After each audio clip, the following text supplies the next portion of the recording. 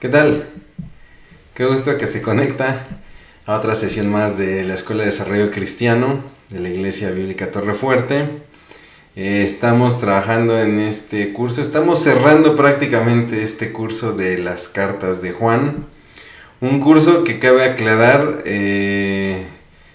fue desarrollado por el pastor David Pérez, quien prácticamente nos llevó en 11 de estas 12 sesiones a través del estudio de la primera carta de Juan. Este estudio fue desarrollado mayormente en esta primera carta, porque obviamente de las tres cartas, si nosotros analizamos las tres cartas, es la que tiene mayor extensión. Estamos hablando de una epístola de 5 capítulos, a diferencia de la segunda carta de Juan o de la tercera carta de Juan, que prácticamente es de un solo capítulo, son cartas muy breves, ¿no? Y bueno, pues el pastor David nos llevó en 11 sesiones a hacer todo un estudio analítico, teológico, reflexivo, acerca de las verdades contenidas en la primera epístola de Juan. Y en esta ocasión, en esta decimosegunda sesión, en nuestra sesión 12, la última de nuestro curso, me voy a permitir hacer un análisis ya muy breve de lo que serán la segunda y la tercera carta. Estas cartas breves que tienen un corte un poquito más personal, ¿no? A diferencia de la primera carta, las cartas, la segunda y la tercera carta de Juan tienen destinatarios particulares, mientras que la primera carta podríamos llamarla así como una carta general o universal, ¿no? Entonces, bueno, vamos a hacer una oración, vamos a comenzar con una oración y entonces daremos la última sesión de este curso de las cartas de Juan. Vamos a orar. Bendito Dios, te damos gracias porque eres bueno, gracias por la bendición de tu palabra. Es un privilegio, Señor, el poder abrir tu palabra. Dice la Biblia, honra del rey es escudriñar la palabra. Y en verdad es honroso, es deleitoso, Señor, el recorrer tu palabra y encontrar los tesoros que tú tienes para cada uno de nosotros. Te pedimos que nos bendigas a través de tu palabra, no solamente eso, Señor, sino también te pedimos que nos exhortes, nos confrontes, que hables a nuestros corazones y que podamos responder, Señor, de la mejor manera, para la gloria de tu nombre, para glorificar tu nombre en Cristo Jesús. Amén. Muy bien, pues le decía que en este caso estamos estudiando la última sesión del curso Las Cartas de Juan, donde nuestro pastor David Pérez nos compartió acerca de la primera carta, toda la carga doctrinal que encierra, que Juan ha depositado en esta primera carta, ¿no? Le decía yo, es una carta de, si lo quiere ver así, comparado con otros libros de la Biblia, escasos 5 capítulos, pero vaya capítulos, ¿no? Porque tiene un contenido temático bastante complejo. Cuando digo complejo no me refiero a que sea difícil de entender ni que necesitemos de revelaciones especiales. Me refiero a complejo en cuanto a todos los tópicos que abarca la epístola, ¿no? Tenemos muchos ejemplos de cartas breves, pero que guardan muchos temas doctrinales. Le pongo un ejemplo, Efesios. Efesios, en sus escasos 6 capítulos, usted puede desarrollar toda una teoría de la eclesiología, ¿no? Toda una teología acerca del cuerpo de Cristo, de la iglesia, en tan solo esos 6 capítulos. Pablo nos regala mucha doctrina respecto a la iglesia, ¿no? Y como eso, le puedo hablar, por ejemplo, de Colosenses, por un lado, o Gálatas por el otro, ¿no? Colosenses, que también en sus escasos 6 capítulos, si no me equivoco, nos regala toda una cristología, ¿no? Todo un estudio a profundidad de la persona de Cristo. O el caso de Gálatas, que nos regala una profundidad de la doctrina de la salvación, lo que se conoce en las sistemáticas teológicas como la soteriología, ¿no? Juan no se queda atrás y en su primer carta nos regala todo el desarrollo de una doctrina en cuanto a características y atributos de Dios, del Hijo y nuestra relación con Él, ¿no? El tema, como lo compartía el pastor David, el tema de la carta es la koinonía. Hemos escuchado mucho este término, el griego koinonía, que significa comunión, es decir, la correcta relación de unos con otros, ¿no? O de nosotros con Dios. Y entonces Juan lo que trata de establecer, lo que trata de adoctrinar en su primera epístola es cómo debe ser la comunión para con Dios y para con los demás, ¿no? Y entonces se analizaron durante las 11 sesiones, se analizaron las características de la comunión, como por ejemplo la certeza. Nosotros tenemos la certeza de una comunión con Dios y con los demás. ¿Cuál es esa certeza? ¿Cuál es el sello que certifica que tenemos comunión con Dios? La vida eterna. Si usted recuerda los cursos, las sesiones, el pastor inclusive lanzaba una adivinanza, ¿no? Adivina, adivinador. ¿Qué tenemos en común? El Señor Jesucristo, los apóstoles y nosotros, ¿no? Y la respuesta era esa precisamente, ¿no? Que tenemos vida eterna. Y eso nos da certeza de que tenemos una relación buena, una relación sana con Él, ¿no? Nos daba algunos pasos básicos, algunas características básicas de la comunión, como es el andar en la luz, lo que esto representa, ¿no? Que va a ser una constante en el lenguaje juanino, ¿no? Andar en la luz o andar en la verdad, ¿no? Entonces, si tú quieres tener comunión, una verdadera comunión con Dios, necesitas caminar en la verdad, ¿no? Necesitas caminar en la verdad. No hay lugar para la falsedad con Dios. Les diría, no hay lugar para la falsedad en el cristianismo, sin embargo hay muchas personas que caminan en falsedad, ¿no? Es cierto, a la iglesia la puedes engañar, al pastor lo puedes engañar, a los hermanos los puedes engañar, a tu familia los puedes engañar, es más, hasta a ti mismo te puedes engañar si quieres, pero a Dios no se puede engañar, Dios no puede ser burlado. Y de ahí que Juan establece la importancia de andar en la luz. Otro principio básico de comunión es confesar nuestros pecados. Tenemos que confesar nuestros pecados. Y al hablar de confesar nuestros pecados lleva implícito el aceptarnos como pecadores, ¿no? Tú no puedes llegar al cristianismo pretendiendo tener una relación con Dios si piensas que estás limpio de tu pecado. Ahí ya tenemos un problema. Juan te dice, eres un mentiroso. Porque todo aquel que dice que no tiene pecado es un mentiroso. Y por lo tanto ha negado la fe, ¿no? Entonces es importante que reconozcas tus pecados, pero lo importante es que los confieses. ¿Por qué? Porque confesar los pecados requiere un ejercicio de arrepentimiento. He conocido a muchas personas que reconocen, por ejemplo, muchos alcohólicos que reconocen su vicio, ¿no? Pero no se arrepienten de él. Tienen un remordimiento que es muy diferente. Yo reconozco que esto que hago está mal, pero pues así soy, ¿no? Entonces no vemos un arrepentimiento, vemos simplemente un remordimiento.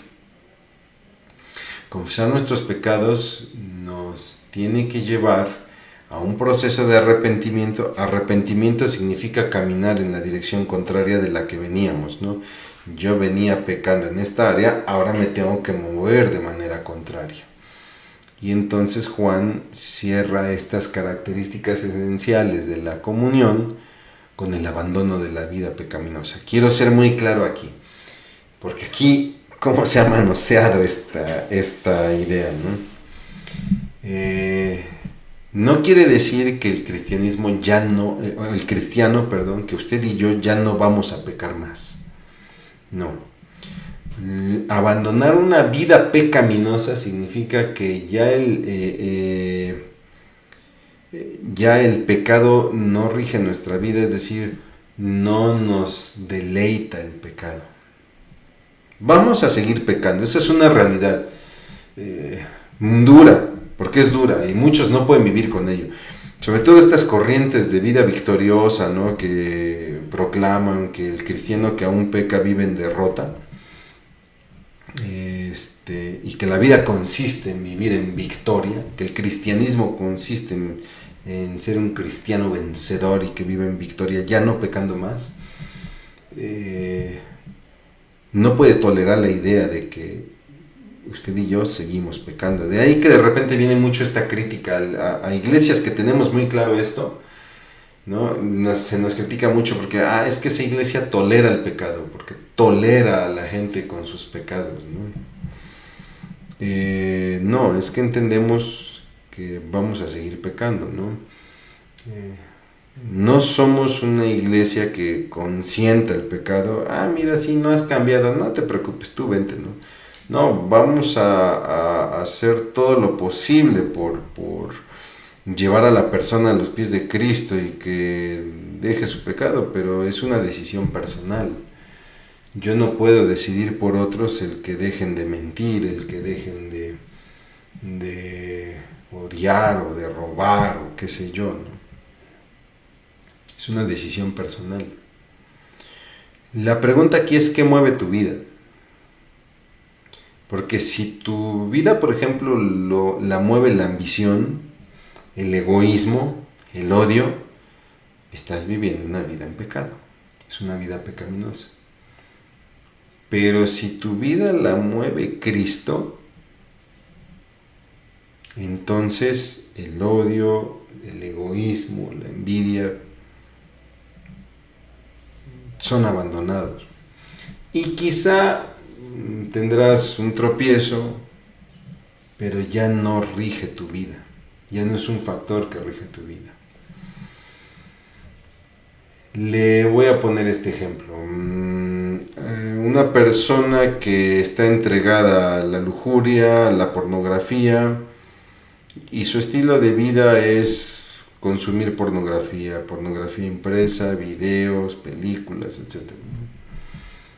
Cuando conoce a Cristo, cuando conoce la palabra, esta persona tiene dos opciones: o deja ese estilo de consumo, o sigue en él. Si la persona sigue comprando revistas, sigue viendo películas, etc., y no le duele, pues quizá ni siquiera recibió a Cristo, ¿no? Pero lo que sucede, y es muy normal, personas que reciben a Cristo y que entienden que su lujuria, que su lascivia no es correcta. Y entonces empieza yo me atrevo a decirlo así, el maravilloso mundo de la lucha. Hermano, ¿qué tiene de maravilloso? Yo sé que no es fácil, yo sé que es doloroso, pero sí es maravilloso, mi hermano, mi hermana. ¿Por qué? Porque puedes ver la mano de Dios. Puedes ver tu humanidad, que es muy débil, y puedes ver la fortaleza de Dios. Y en ese proceso, en esa lucha, pues muchas veces vas a caer. Ya no compras revistas, ya no compras películas, etcétera, pero resulta que no sé invento, ¿no? Tu vecina se descuidó y se estaba cambiando y tú la viste, ¿no? Y entonces viene a tu corazón, pese a que te pudiste haber ido del lugar, te quedaste y viste a la vecina, tu corazón, viene a tu corazón un sentimiento de culpa, ¿no? Híjole, es que yo no debí de haber hecho esto. Eso es un tropiezo. Eso es un tropiezo, pero ya no rige tu vida ese pecado, ¿no? Lo importante es, ante ese tropiezo, como dice ahí primera de Juan 1:9, si confesamos nuestros pecados, fiel y justo es para perdonar nuestros pecados y limpiarnos de toda maldad. Esa es una garantía que tenemos, ¿no? Pero les repito, confesar nuestros pecados lleva implícita la idea de un arrepentimiento genuino, ¿no? No es un cheque al portador, no es un cheque en blanco donde yo puedo pecar las veces que yo quiera, pues total ya está firmado el perdón, no funciona así. Pero entendamos que muchas veces quizá podamos tropezar, pero ya no rige en nuestra vida el pecado. La primera epístola nos habla de la evidencia de conocer a Dios. ¿Y cómo se da esa evidencia? Pues a través de la obediencia, ¿no? La obediencia a su palabra, la obediencia a su voluntad, que es un tema básico en Juan, la confianza en Dios y la esperanza en el futuro, en un futuro trazado por Dios.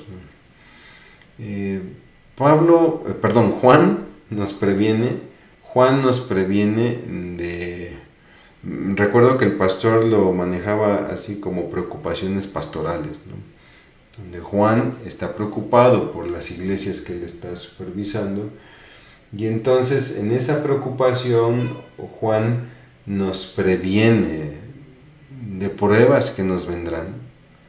El ser cristiano no significa que las cosas serán fáciles, vendrán pruebas, ¿no? Pero también nos previene de no amar al mundo, de no amar las cosas del mundo, y nos previene de las falsas enseñanzas, las falsas doctrinas, los falsos maestros. De ahí nos habla de la evidencia de la comunión, que es prácticamente ya la última parte de la primera epístola, la evidencia de la comunión. ¿Dónde hallamos la evidencia de que tenemos comunión? En el amor. Tanto el amor de Dios tanto el amor de Dios para con nosotros como el amor de Dios operando a través de nosotros, ¿no? En una relación vertical, el amor de Dios el Padre para conmigo, y en una relación horizontal, el amor que Dios usa a través de mí para con los demás. No hay que confundir la evidencia con la certeza. Yo tengo evidencia de que tengo comunión con el Padre, ¿no? Evidencia, entiéndase, ¿no? Esta prueba, hay una prueba fehaciente de que hay comunión con el Padre por el amor. La certeza habla más de una convicción. Yo estoy convencido de que tengo comunión por la vida eterna, ¿no? Algo que es muy, muy propio de Juan, que no solamente lo vemos en sus epístolas, sino inclusive hasta su evangelio, son 2 mandatos, ¿no? Que es creer en el Señor Jesucristo y amarlo. Y amar obviamente los unos a los otros, ¿no? Ya vimos, le repito, la certeza de la comunión, la vida eterna, la evidencia de la comunión, el amor de Dios, y obviamente viene el requisito de la comunión. La comunión demanda un requisito, que es la fe, ¿no? Es a través de la fe que nosotros podemos tener una comunión con el Padre, ¿no? Es importante ir revisando todo esto mientras se va leyendo la epístola, que le repito son escasos 5 capítulos, ¿no? Donde cuando uno tiene esta perspectiva uno va entendiendo los pasajes, ¿no? Y esta es la victoria que vence al mundo. Juan está hablando de un mundo que es nuestro enemigo, que va a presentar batalla, resistencia para con nosotros, y dice, pero miren, esta es la victoria que vence al mundo, vuestra fe, requisito para la comunión con Dios, ¿no? Bien, pues entramos de lleno rápidamente a la segunda carta. Tanto la segunda como la tercera carta, les repito, son solamente de un capítulo. Hablemos rápidamente de la segunda carta. Su propósito es establecer los fundamentos para seguir a Cristo, que son básicamente en 2. Aunque maneja 3 temas la epístola, los fundamentos para ser un seguidor de Cristo son prácticamente 2, que es andar en la verdad y tener amor, ¿no? Le repito, son 3 temas, le llamamos megatemas, los megatemas de la carta, que pues en este caso es muy breve, ¿no? Es la verdad, donde Juan nos exhorta continuamente a andar en la verdad, el amor, bajo la perspectiva de que es una obediencia, ¿no? El amor tiene que ser la respuesta obediente a Dios. Tú no puedes decirle a Dios que lo amas, que lo obedeces, si no amas a los demás. Y esto como cristianos nos confronta, ¿eh? ¿Por qué? Porque es muy común que en el cristianismo tengamos roces, tengamos fricciones, tengamos fracturas con otros miembros del cuerpo de Cristo, y el ejercicio de amar se vuelve muy complicado. Y entonces algo que me encanta de la perspectiva de Juan es: te cae gordo, lo odias, pues ¿qué crees? Es tu hermano y lo tienes que amar, porque si no, no estás obedeciendo a Dios. Oye, pero yo dirijo la alabanza, doy clases dominicales, he predicado, he evangelizado. Sí, eso está muy bien, qué bueno por ti, pero vives en desobediencia porque aborreces a tu hermano. Así de claro, así de directo es el apóstol Juan, ¿no? El otro tema, el otro megatema de esta epístola, pues son los falsos maestros, que se refiere a ellos como líderes infieles, ¿no? Son estos líderes infieles a Cristo que, pues obviamente su enseñanza está alejada de Cristo, ¿no? O que Cristo se vuelve un pretexto para sus enseñanzas. Tome en cuenta que Pablo casi siempre está escribiendo hacia una iglesia que está siendo atacada por un grupo en particular, que son los gnósticos. Los gnósticos son personas que establecen que la respuesta a todo está en el conocimiento, la gnosis, el conocimiento. Quieres trascender en la vida. Ellos no hablan tanto de una resurrección, sino de una trascendencia. El camino a la trascendencia está en el conocimiento. De hecho, actualmente hay muchos grupos gnósticos. Aquí en la ciudad de Puebla, donde tenemos la Iglesia Bíblica Torrefuerte, hay varios grupos gnósticos, ¿no? Y ellos hablan de alcanzar ciertos niveles en la vida que solamente se dan gracias al conocimiento, a cómo desarrolles la profundidad de tu conocimiento. Como ellos no creen tanto en la resurrección, ellos se van más como por un mundo espiritual, del cual usted y yo no formamos parte directa. Ellos establecen que Jesús no era un hombre normal, sino más bien un espíritu, un fantasma que caminó en esta tierra, ¿no? Y por eso Juan, yo estoy casado con Pablo, disculpe, por eso es que Juan constantemente está refiriendo, si lo nota usted, constantemente está refiriendo a la humanidad de Cristo. Cuando se refiere al discípulo amado, está hablando de él. Dice: yo me acostaba en su regazo, yo lo toqué, yo lo palpé, porque era una persona real, yo estuve con él. Note, Juan hace mucho hincapié en la relación cercana con el cuerpo humano de Jesús, ¿no? Juan tiene características muy interesantes. Por ejemplo, si usted lo analiza, siempre las cosas negativas Juan las refiere con el agua.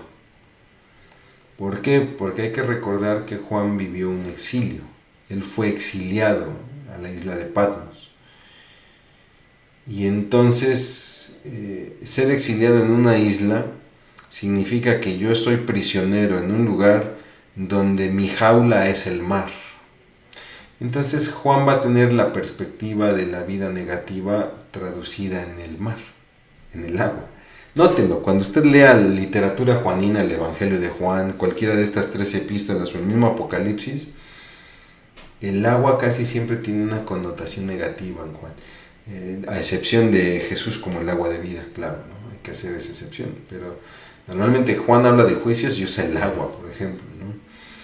Entonces, lo mismo, cuando Juan habla de falsos maestros, casi siempre se va a referir a aquellos que atacan el lado humano de Jesús, ¿no? Pablo está defendiendo la verdad de Jesús como hijo de Dios, y entonces vemos a Pablo que está más enfrascado en demostrar la deidad de Cristo, ¿no? la deidad de Jesucristo. Juan está un poquito más enfocado a defender la humanidad de Cristo, ¿no? ¿Quién es el destinatario de esta segunda carta? Bueno, la salutación habla de la señora elegida y sus hijos, ¿no? que muchos hablan de una iglesia, la señora elegida es una iglesia y los hijos son los congregantes, aunque se cree que sí puede ser una mujer en particular que trababa una amistad cercana con Juan y Juan les supervisaba, ¿no? De ahí tenemos el marco histórico que nos hace pensar que sí era una mujer y esta mujer tenía sus hijos, que había una cercanía con el apóstol, ¿no? Hay quien habla de que Juan está utilizando digámoslo así, un doble remitente, ¿no? Le está hablando a esta mujer en particular con sus hijos y al mismo tiempo la mujer refleja a la iglesia donde se congregaba y los hijos reflejan a los congregantes, cosa que no lo sabemos con certeza, ¿no? Pero bueno, hemos querido compartirle todas las teorías posibles, ¿no? No vale la pena desgastarnos en que si sí fue una señora, si no fue una señora. Lo que vale la pena es analizar las verdades desarrolladas en la carta. Hablemos de su estructura. Como toda carta, comienza con salutaciones, donde Juan nos habla de aquellos que conocen la verdad, ¿no? Y nos declara que la verdad vive en nosotros. Hay un ejercicio que a mí me gusta mucho hacer cuando estudio o cuando estudiamos literatura juanina, ¿no? Cada vez que usted estudie un evangelio de Juan, las epístolas de Juan o el propio Apocalipsis, dése a la tarea de subrayar las palabras creer y verdad. Porque son palabras muy, muy insistentes en el vocabulario de Juan. Y Juan hace mucho hincapié en la verdad de Dios y en la importancia en que usted y yo conozcamos la verdad de Dios. De ahí que insistimos mucho en que las personas lean su Biblia, porque si nosotros no insistimos en que las personas lean su Biblia, vamos a terminar siendo una iglesia seguidora de pastores, seguidora de líderes. Es que mi pastor dice, es que el líder la otra vez dijo, ¿no? A ver, espérate, no se trata de lo que diga yo, lo que diga el pastor, lo que diga él, se trata de lo que dice la Biblia. Porque si no te vuelves, terminas siendo un seguidor de hombre, ¿no? Y no se trata de eso. Queremos que nuestros congregantes sigan a Jesús, sigan a Dios. Entonces la persona tiene que conocer la verdad que está en Cristo, que está en la palabra, que sean seguidores de la palabra, ¿no? Y entonces es de este modo que la palabra se vuelve viva y eficaz. La verdad vive en nosotros en la medida que la vivimos en la Biblia. Hay varias declaraciones interesantes en estos pocos versículos de la introducción de la carta, como es la gracia, la misericordia y la paz que provienen de Dios. Ojalá y usted me pueda ir siguiendo ahí en sus Biblias. Si me va siguiendo ahí en la segunda epístola de Juan, esto está saludando a la señora elegida y a sus hijos, y digamos que los está como que halagando, no sé si sea el término correcto, les está reconociendo estas virtudes, ¿no? Y dice gracia, misericordia y paz, las cuales provienen de Dios. Entonces ahí Pablo nos está regalando una hermosa revelación. La gracia que opera en tu vida, la misericordia que opera en tu vida, la paz que logras sentir, no la generas tú, no la genera tu gran capacidad de cristiano, tu fidelidad al ministerio, tu fidelidad al diezmo. No, eso no viene de ti, porque si viniera de ti, la gloria sería para ti. La razón por la cual damos gloria a Dios es porque su justicia, su santidad, su gracia, su misericordia, su paz, y puedo seguirme, proceden solamente de Él, ¿no? También Juan nos dice que permanecen, ¿no? La gracia, la misericordia y la paz permanecen en quienes caminan en la verdad y en el amor, ¿no? El amor también es otro tema muy recurrente en labios de Juan. Entremos a la estructura de la carta, la cual prácticamente la temática es vivir en la verdad o andar en la verdad, que es vivir de acuerdo con la palabra. ¿Por qué? Porque Juan establece que es un mandato del Padre, tal y como lo ordenó el Padre. Este mandato de andar en la verdad se ve reflejado en el amor, que les dice, no es un mandato nuevo, está desde el principio, ¿no? Y entonces, ¿quieres vivir de acuerdo a la verdad? Tienes que amar a tu prójimo, tienes que amar a Dios. Vendrán engañadores, falsos maestros, que nieguen que Jesucristo vino en carne, es decir, que Jesucristo tuvo cuerpo, ¿no? O sea, sí, Jesús es el Hijo de Dios, pero es un espíritu, es como una especie de holograma, ¿no? Y entonces Juan da una advertencia, cuidado, porque desviarse de la enseñanza de la verdad, de la palabra de Dios, nos va a llevar a perder la relación con Dios. Hablábamos apenas de una persona, que recordábamos aquí apenas una persona que tuvimos noticias apenas, donde esta persona ahora publica en sus redes sociales que es una especie como de brujo nivel 5, y cuando empezamos a hacer un repaso de su trayectoria, es una persona que estudió en un seminario católico y después estudió en un seminario bíblico y después empezó a estudiar otras cosas, ¿no? Y le pasó lo que dijo Pablo, ¿no? Las muchas letras la volvieron loco. Disculpen ustedes el juicio, pero el punto al que voy es este. Es tan fácil desviarse de la enseñanza, de repente la sabiduría, la gnosis, el conocimiento es tan coqueto que sin darnos cuenta nos puede pasar lo que le llaman el síndrome de Don Quijote, ¿no? Este personaje que después de leer tantas novelas caballerescas se creyó un caballero. Y de repente el querer profundizar tanto en verdades bíblicas, si no tenemos cuidado podemos extraviarnos enamorándonos más de nuestro ejercicio intelectual que de la voluntad de Dios reflejada en su palabra. Pero permanecer en la verdad de Dios, permanecer en la enseñanza de su palabra va a fortalecer nuestra relación con Dios. La carta termina con una despedida. Ojo con esta despedida porque va a ser similar a la despedida de la tercera carta, ¿no? Mucho tengo que decirles, pero no lo quiero hacer con tinta y pluma, sino espero verles pronto. ¿No? Lo dice en general porque le está escribiendo a la señora elegida y a sus hijos. En la tercera carta lo va a hacer en singular porque solamente es uno el destinatario, ¿no? Y entonces también termina con unos saludos de la hermana elegida.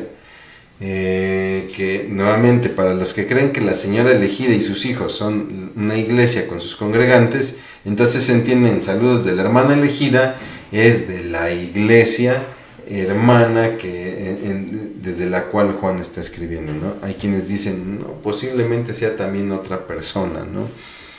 Y bueno, note usted la diferencia, le decía yo, en esta despedida es prácticamente similar a la despedida de la tercera carta, no así la primera carta. Cuando el pastor David nos compartía del final de la primera carta, decía, es curioso porque Juan viene hablando de un tema y de repente su despedida es, aléjense de la idolatría. Y dice, normalmente Pablo tenía como esta fórmula, ¿no? La gracia sea con todos vosotros, amén. Pero aquí de repente Juan está dando un tema y por cierto, aléjense de la idolatría, bye, ¿no? Eso es en la primera carta, pero la segunda y la tercera sí terminan de manera similar. Hablemos de la tercera carta. La tercera carta tiene como propósito elogiar. Juan le escribe a un destinatario, a uno en particular, es Gallo, ¿no? Entonces podemos clasificar esta carta como una carta particular. De ahí que de repente a mí en lo personal me hace mucho ruido cuando me dicen que la carta de Pablo, las 3 cartas de Juan, creo que estoy casado con Pablo, disculpe. De ahí que las 3 cartas de Juan están catalogadas como universales. Yo puedo ver que al menos la tercera carta, la segunda no lo sé porque no sé si hay una señora elegida en particular o es la iglesia, Pero la tercera carta sí tiene un destinatario particular, es como Pablo escribiéndole a Filemón o a Tito, ¿no?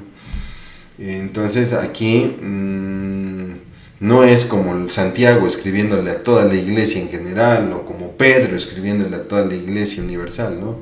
Aquí Juan está escribiendo a Gayo, una persona en particular, ¿no? Entonces, pues no creo que sea tan universal la carta, ¿no? Pero bueno, pues así la encontramos en algunas ediciones bíblicas, ¿no? Donde también hay unos megatemas, ¿no? O temas centrales, como es la hospitalidad, que es esta bondad que mostramos con otros cristianos, ¿no? Sobre todo hay que entender esta hospitalidad en base al marco teórico, que se los puse aquí al fondo de la diapositiva, ¿no? El marco teórico para entender la tercera carta de Juan y algunos otros pasajes bíblicos, es que recordemos la práctica del evangelismo que se va a dar a través de ministros itinerantes, ¿no? Estos ministros que irán visitando de aldea en aldea, de pueblo en pueblo, que no tendrán un lugar fijo de residencia, y por lo cual se vuelve muy importante el hospedarlos, el alojarlos, el atenderlos, ¿no? Hay un problema de hospitalidad que nos muestra esta carta con un personaje en particular, y entonces la hospitalidad se vuelve un tema central en esta carta, ¿no? Esta bondad que debemos tener para con otros cristianos, sobre todo con aquellos que están haciendo su labor y que no, por esa causa no pueden tener un lugar fijo de residencia, más requiere de nuestra hospitalidad, ¿no? El otro tema es el orgullo, sobre todo dirigido no tanto en el orgullo entendido como el de Proverbios, ¿no? Esta altivez de ojos, ¿no? Donde mi ego por mis logros está a su máxima expresión, ¿no? Aquí más bien es el orgullo por la autodeterminación o la autodenominación del líder, ¿no? Pues de ahora en adelante yo soy el pastor. Oye, pero ni siquiera tienes llamado, o sea, ni siquiera has sido ungido, y déjate eso, ni siquiera tienes llamado, ¿no? Pues no, pero yo considero que tengo las características y a partir de ahora soy pastor, ¿no? Es lo que sucede con uno de los personajes. Si usted revisa aquí en la diapositiva, en personajes es Diótrefes. Diótrefes es una persona que de la nada se autonombra líder y no ejerce buena hospitalidad, ¿no? Entonces Juan ataca esta situación de soberbia. Y el otro tema pues es la fidelidad, ¿no? Donde habla del trabajo firme y desinteresado por la iglesia de dos personajes en particular. Uno de ellos es Gayo y el otro que pone como ejemplo es Demetrio, ¿no? Entrando ya de lleno a la estructura, tenemos igual una salutación donde saluda a Gayo, a quien ama en la verdad. Es importante que nosotros aprendamos a amar en la verdad, no ser falsos en el amor.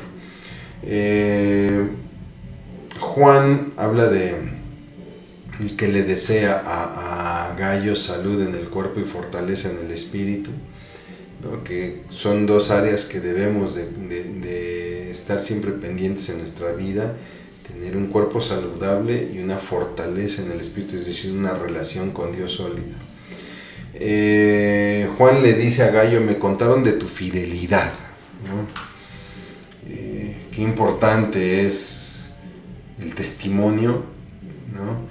Que ojo, el testimonio cristiano no se trata de no pecar, porque le repito, como lo decía anteriormente, usted y yo vamos a seguir pecando, ¿no? Pero ¿a qué se abraza su corazón? Hay gente que sabe ocultar su pecado, y a nuestros ojos pues esa persona no peca porque no le he conocido faltas, y sin embargo su corazón está alejado de Dios.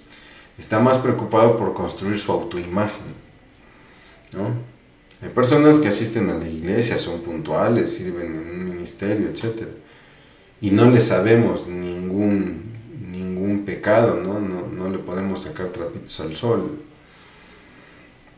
Sin embargo, en el fondo su corazón no está abrazando a la verdad de Cristo, ¿no? Quizás se está moviendo por un interés personal. Pero cuando la persona es fiel a Cristo, es fiel a Dios, se nota inmediatamente. Y es el caso de Gallo, ¿no?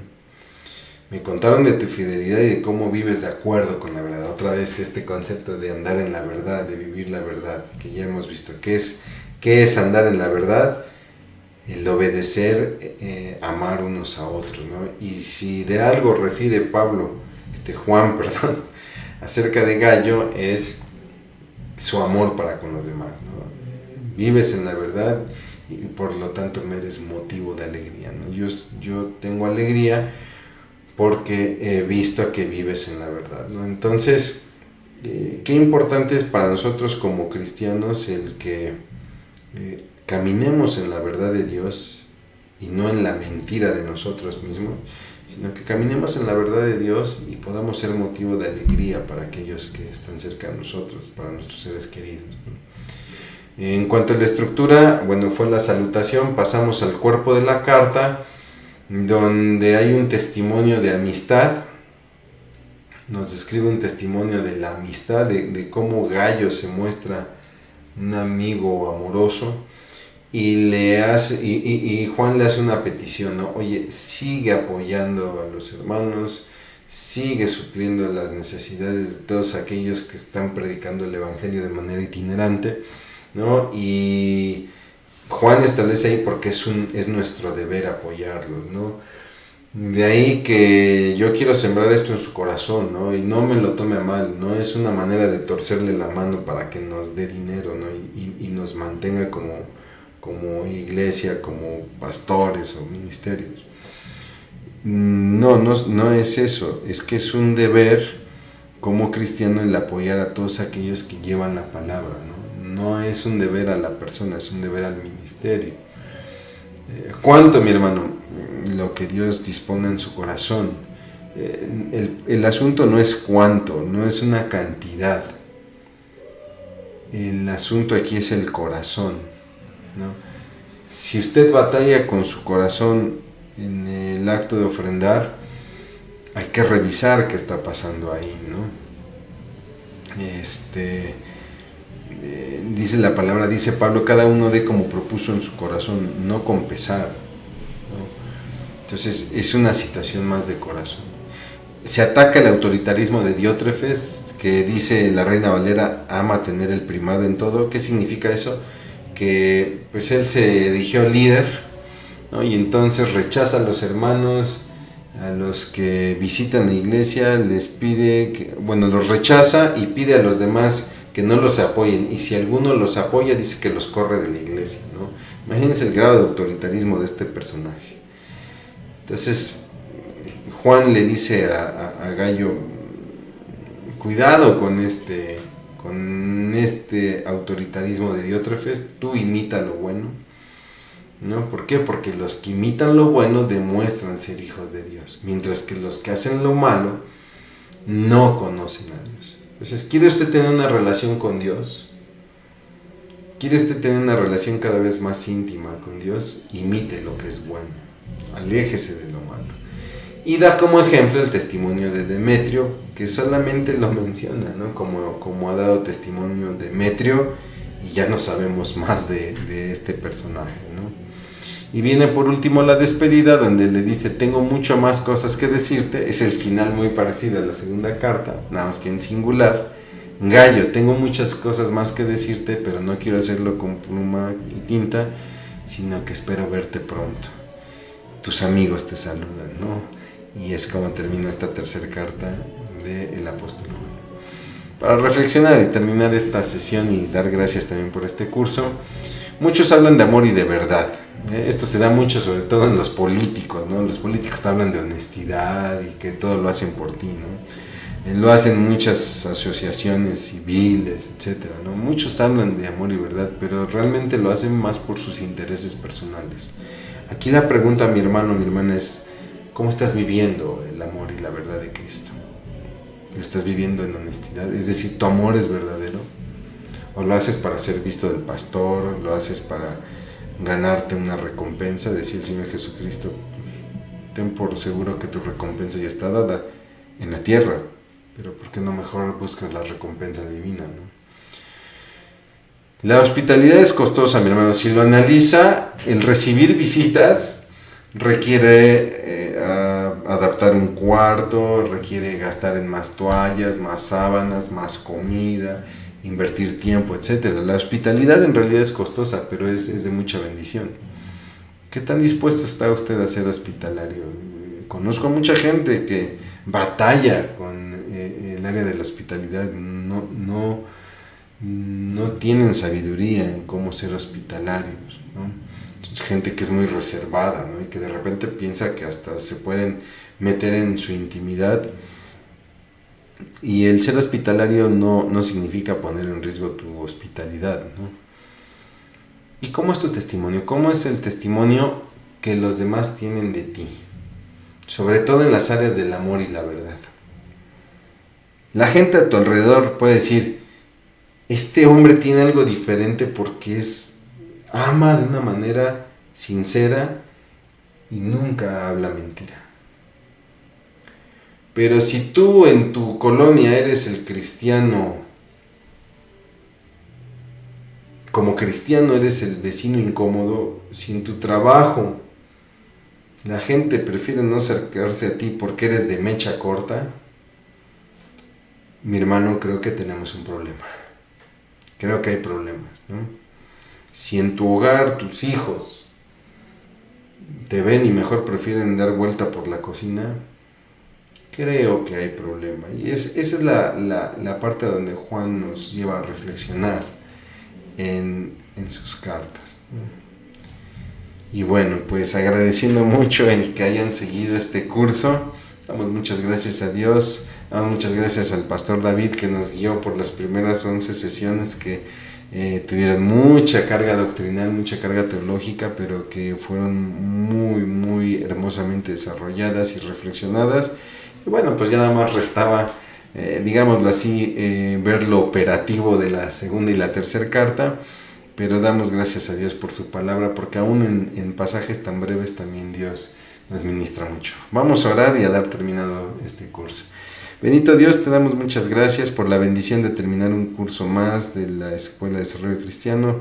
Padre, en realidad es simplemente un curso más que nos acerca a tu palabra. Señor, no es el curso, es tu palabra, Dios, y en ello confiamos en tu palabra. Gracias por el curso, porque se vuelve un recurso, un medio, pero Señor, el fin es hacer tu voluntad. Ayúdanos a hacer tu voluntad, ayúdanos a ser diferentes, Padre. Señor, te lo pedimos en el nombre precioso de Cristo Jesús. Bendice a todos aquellos que han tomado este curso, que lo tomarán después. Sé tú llevando las respuestas a las preguntas que pudieran tener. En el nombre de Cristo Jesús. Amén.